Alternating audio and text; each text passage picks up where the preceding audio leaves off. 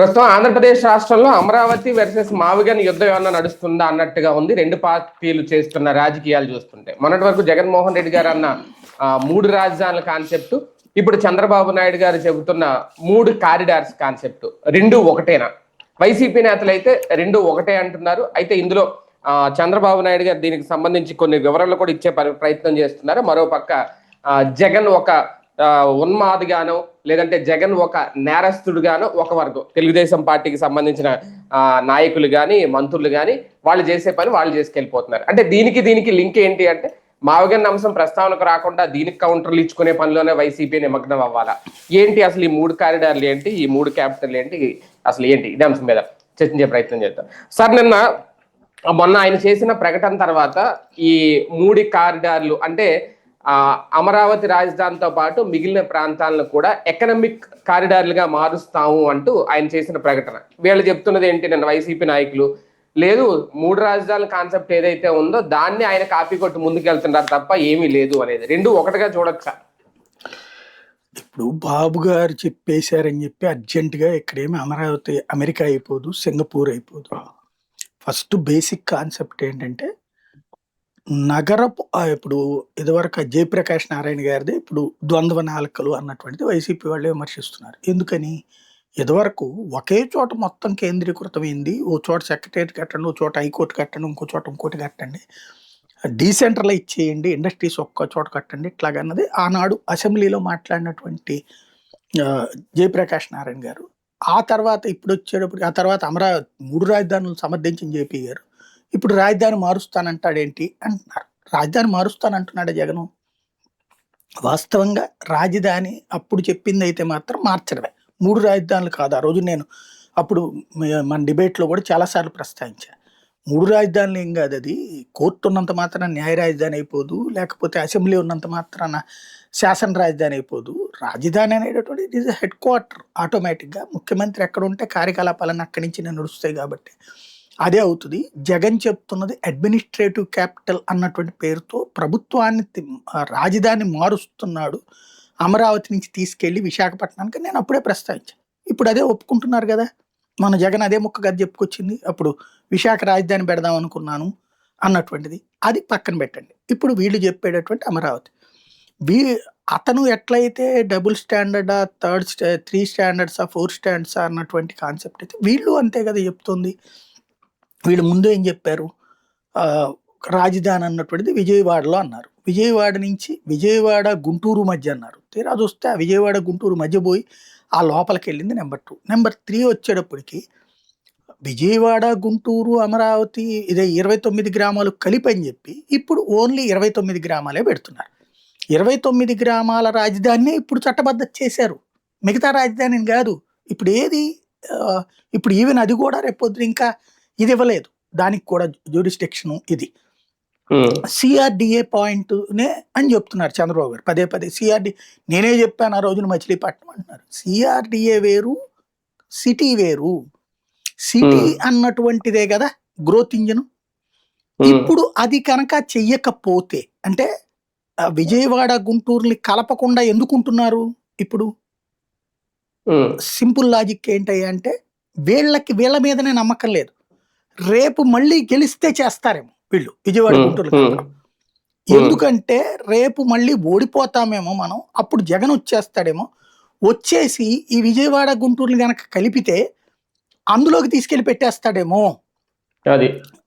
ఊరి మధ్యలో ఇప్పుడు విజయవాడ గుంటూరు హైవే అంటున్నాడు కదా, అప్పుడు పెడతాడు మచిలీపట్నంలో అసెంబ్లీను, విజయవాడలో సెక్రటేరియట్, గుంటూరులో హైకోర్టు. అంటే కాదని హైకోర్టు అక్కడ ఉంది కదా, అక్కడే ఉండనిచ్చేసేసి అసెంబ్లీను సెక్రటేరియట్ ఎక్కడొకటి అక్కడొకటి కడతాయి. ఇప్పుడు వీళ్ళు కడుతున్నారు కదా 40 అంతస్తులు, అదేం పూర్తి కాదు అప్పటికి, నో డౌట్.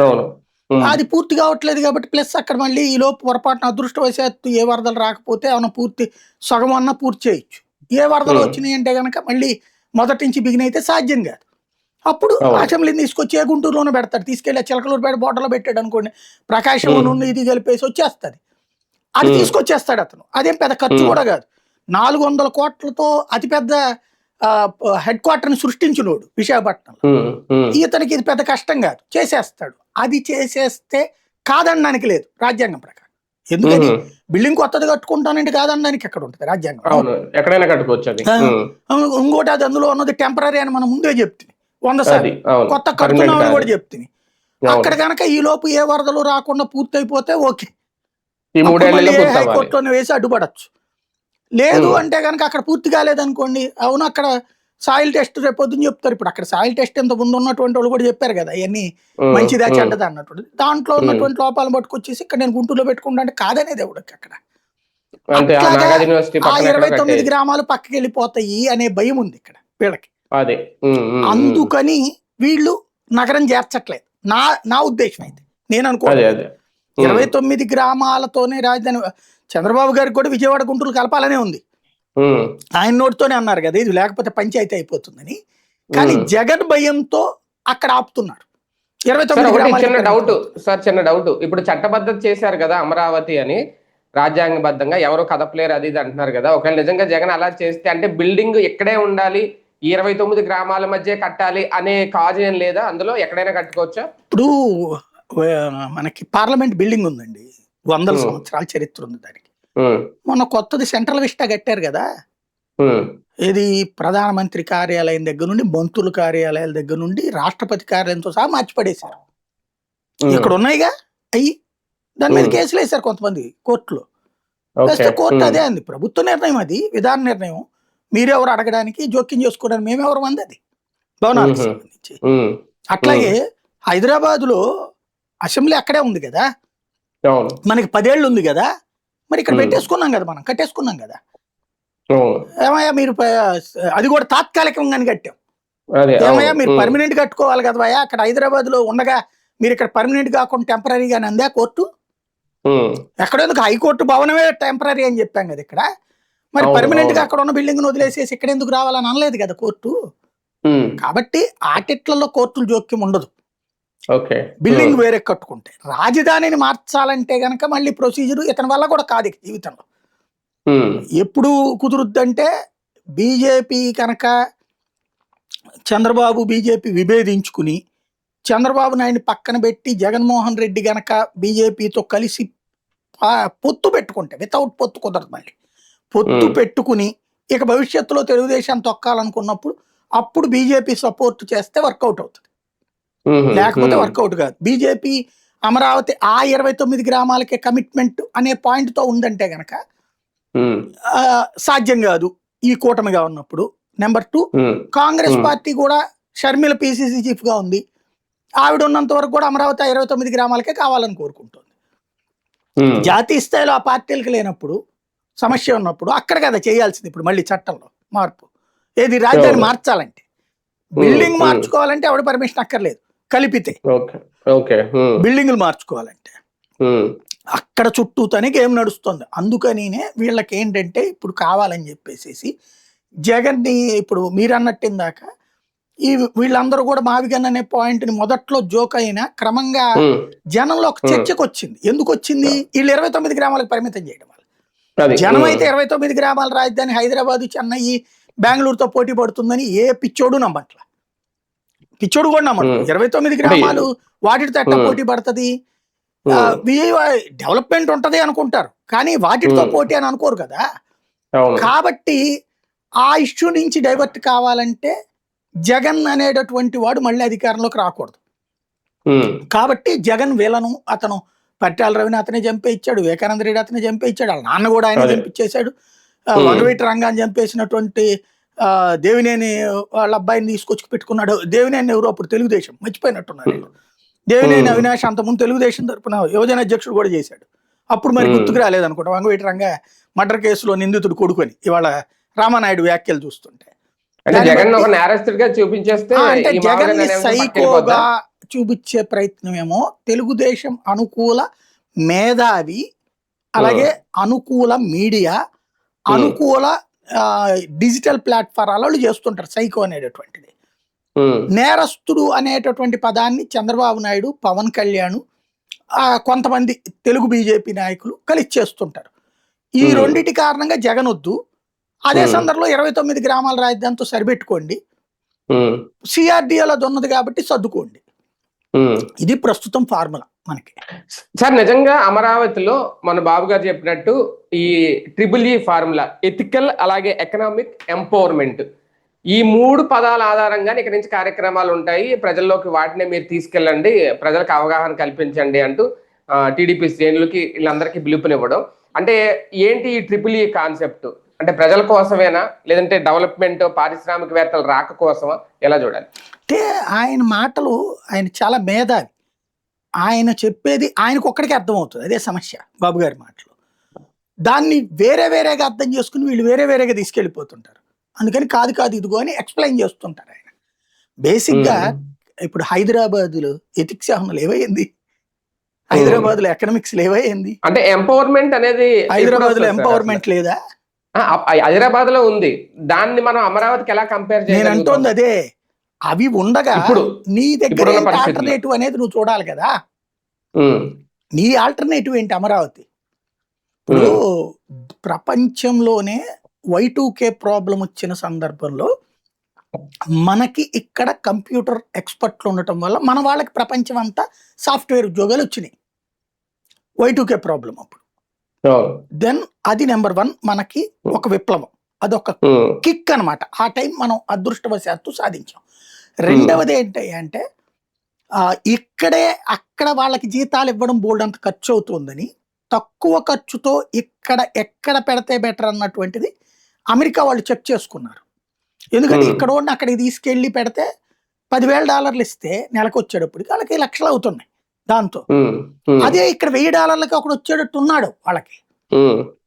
దాన్ని ఎలా సెటరేట్ చేయాలనుకున్నప్పుడు ఇండియాలో ఆఫీసులు పెడితే పోతుంది కదా అనుకున్నప్పుడు వాళ్ళకి సంబంధించినటువంటి ఐటీ ఎక్స్పర్ట్స్, వెదర్ ఎక్స్పర్ట్స్ వాళ్ళందరూ కూర్చుని ఐడెంటిఫై చేసినటువంటి ప్లేసులు 3. అది Hyderabad, Bengaluru, Chennai. Because cold area ఇవి. అంటే మనకి బెజవాడ ఇట్లాంటి హీట్ ఎక్కువ, అక్కడ ఎండాకాలం కూడా చల్లగా ఉండేటటువంటి ప్రాంతాలు అక్కడ. అతి వేడి ఉండవు అక్కడ. కాబట్టి వాళ్ళ ఎక్విప్మెంట్ సెక్యూరిటీ ఉంటుంది. మీరు చూడండి, ఇప్పుడు మనం కంప్యూటరు ఏసీ ఎందుకు పెట్టించాం? ఏసీ లేకపోతే ఆగిపోతాయి. అట్లాగా అవ్వకుండా ఉండటం కోసం ఆ నగరాలు ఎంపిక చేసుకుని అప్పుడున్న రాజీవ్ గాంధీకి చెప్తేను వాళ్ళు అమెరికన్ ఎక్స్పర్ట్లు రాజీవ్ గాంధీ ఈ 3 రాష్ట్రాల ముఖ్యమంత్రులకి చెప్పారు. తమిళనాడులో అప్పుడు స్థానిక కూటమి ప్రభుత్వమే ఉంది, అది డిఎంకే అప్పుడు ఉన్నటువంటిది. వాళ్ళు చేశారు చెన్నైలో. అదే సందర్భంలో బెంగళూరులో SM కృష్ణ ఉన్నాడు అప్పుడు. ఆంధ్రప్రదేశ్లో నేదురుమల్లి జనార్దన్ రెడ్డి ఉన్నాడు అప్పుడు. ఏమయ్యా వాళ్ళు ఏదో భూమి కావాలంటున్నారు, చూడండి ఇచ్చేసేస్తే వాళ్ళు ఏదో మంచి ఇండస్ట్రీస్ పెడతారంటే మీ వాళ్ళకి ఉద్యోగాలు వస్తాయంటే వాళ్ళకి అదేం తెలియవు పెద్ద ఇష్యూస్. ఓకే ఆయన చెప్పారు రాజీవ్ గాంధీ గారు, అదే రాజీవ్ గాంధీ గారు బాగానే ఉంది కదా అనేసి పెట్టారు, వీళ్ళు ఇచ్చారు వాళ్ళకి. అది భూమి వస్తుంది అన్నటువంటి విషయం వాళ్ళు ఆ రోజున అనుకోలేదు. ఆ భూమి వస్తుంది అన్నటువంటి దాన్ని తను ఓన్ చేసుకున్నారు బాబు గారు. కర్ణాటకలో ఓన్ చేసుకోలేదు, తమిళనాడులో ఓన్ చేసుకోలేదు. అక్కడ ఏమైనా చెప్పుకుంటున్నాడు కర్ణాటక ఇది నేనే చేశానని, లేకపోతే SM కృష్ణ నా వల్లనే కర్ణాటక ఇట్లా బాగుపడింది బెంగళూరు అని చెప్పుకుంటున్నాడా? ఏం చెప్పుకుంటారు, కానీ పాప తెలంగాణ వాళ్ళే ఓటేయలేదు అక్కడ. అయినా సరే ఆ రోజు అది పక్కన అది జరిగింది. ఇప్పుడు అట్లాంటి ఒక కిక్ స్టార్ట్ కావాలి అమరావతి. ఇప్పుడు దాన్ని క్వాంటమ్ అని ట్రై చేస్తున్నారు, మంచిదే, అది సక్సెస్ కావాలనుకోరు. బట్ క్వాంటమ్ లైక్ సాఫ్ట్వేర్ లాగా అనిపించట్లేదు.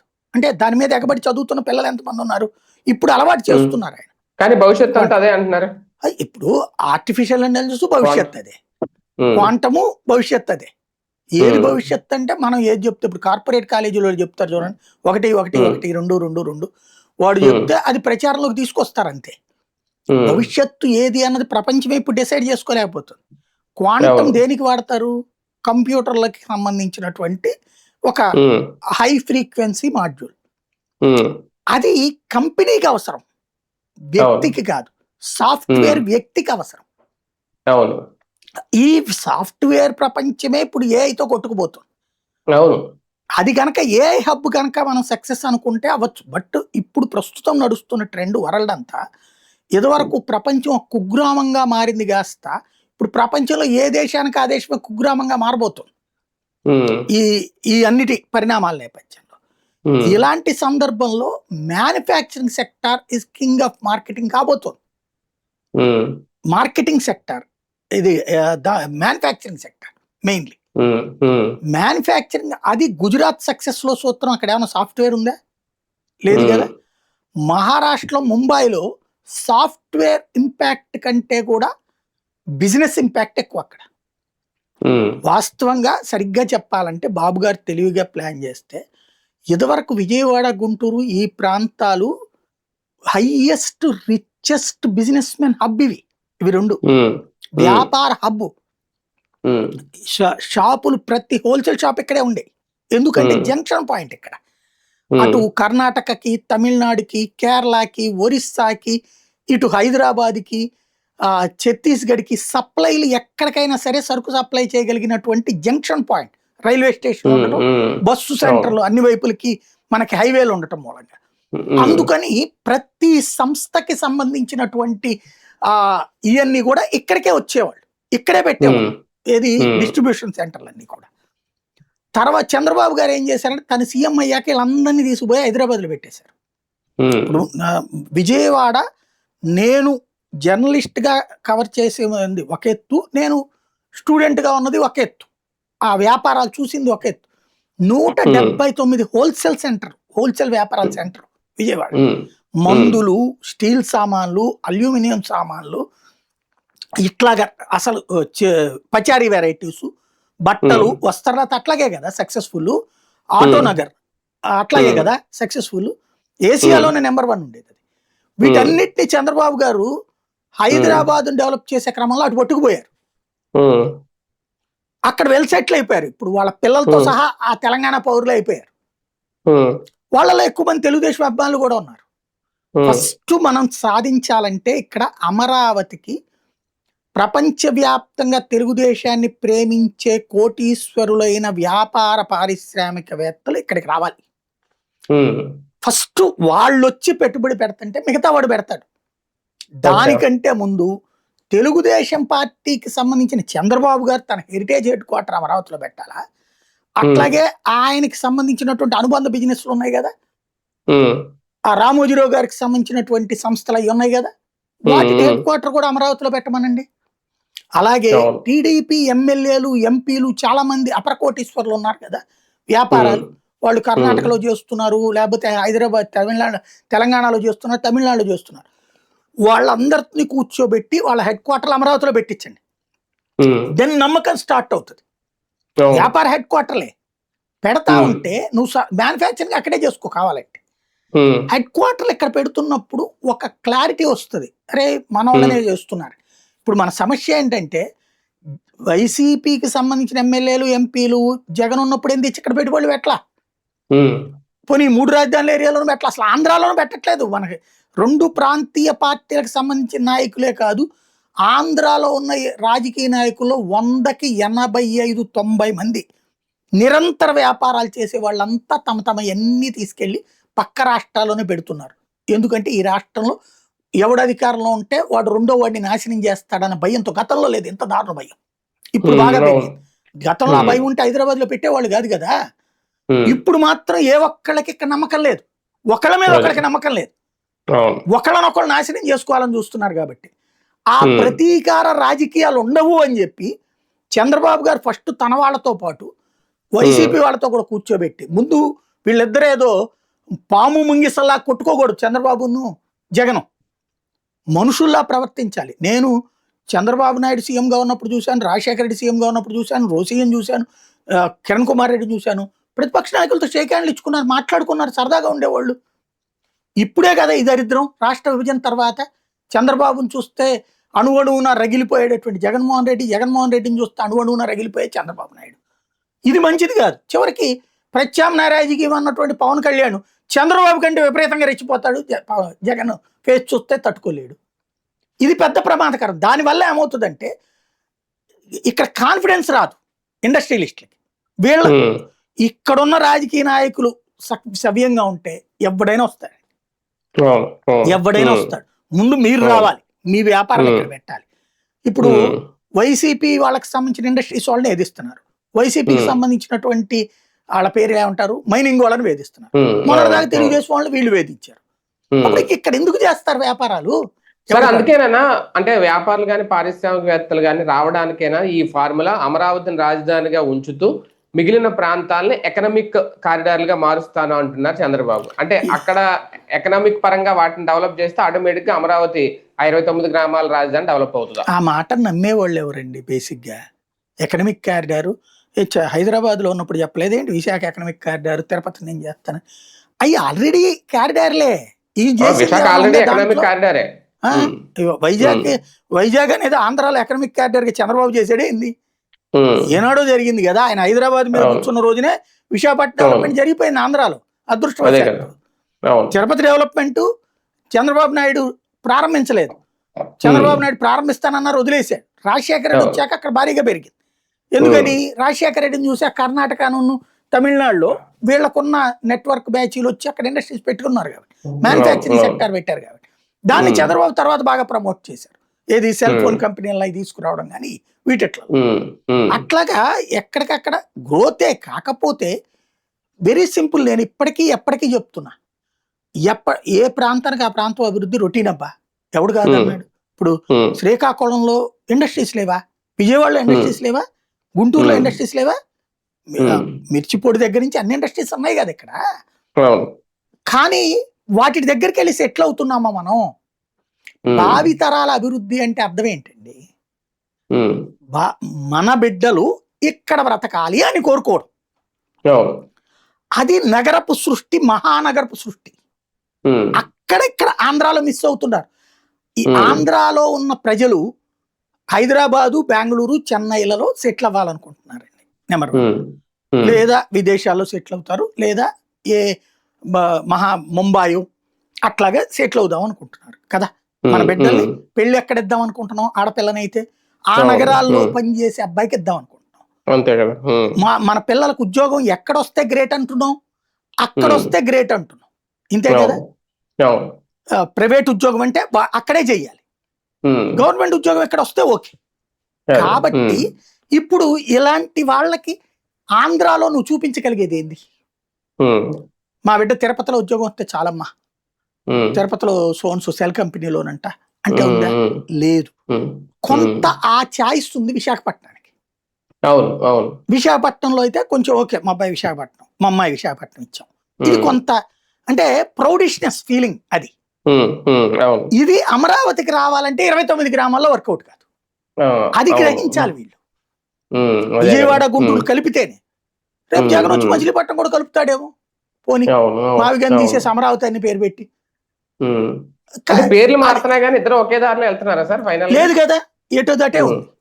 వీళ్ళు 29 గ్రామాలకు పరిమితం అవ్వాలనుకుంటున్నారు. జగన్ మచిలీపట్నం, విజయవాడ, గుంటూరు కలపాలనుకుంటున్నాడు. అది మరి ఆయన వచ్చాక ఏం చేస్తారో చూడాలి. రైట్, చూద్దాం. మొత్తానికి ఆయన 3 రాజధానులు అన్నారు, ఈయన 3 కారిడార్లు అంటున్నారు. 3 కారిడార్లని కూడా ఎకనామిక్ పరంగా డెవలప్ చేస్తాను, ఎకనామిక్ కారిడార్లుగా తీర్చిదిద్దుతాను అంటున్నారు. సాధ్యం అవుతుందా? అవి చూసి నమ్మే పరిస్థితి ఉంటుందా? పారిశ్రామికవేత్తలు కానీ వ్యాపారులు కానీ వస్తారా? అవి చూసి వేచి చూద్దాం.